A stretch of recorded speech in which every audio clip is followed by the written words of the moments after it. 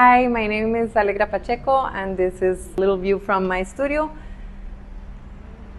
These are from an older series that I'm revisiting. I started these in my days when I was living in Tokyo. It's kind of like exploring the psychogeography of cities and things that we create and how they become extensions of ourselves. We're like merging of man and machine, which is also obviously very relevant these days with AI. So many of the buildings have particularities like a cut 45-degree angle for sunlight in the top and a lot of tiles, even externally. So when I first encountered that in Tokyo, I felt like it was a city or an organism stripped of its skin, and you could see the DNA. This is one that I was playing with, where it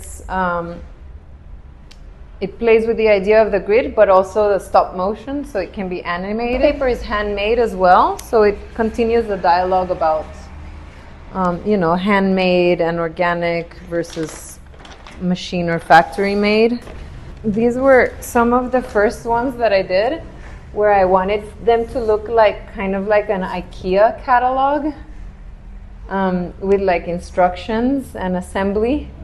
When I was in Japan, I was really obsessed with how the buildings are not all in a grid, like they all face different directions, and where I was living was like in the top of the Shibuya hill, and everything looks like it's on top of each other.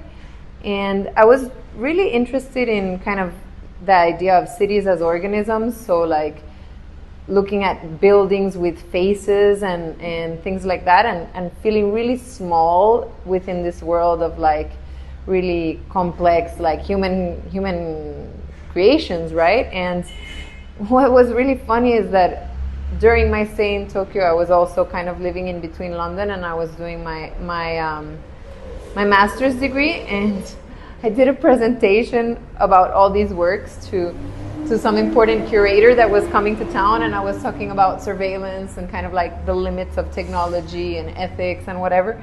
And I thought I had done really well, and the guy in the end asks me if I'm a really paranoid conspiracy theorist. And then 3 days later, Edward Snowden came out. So I was like, yes. So that's a funny anecdote.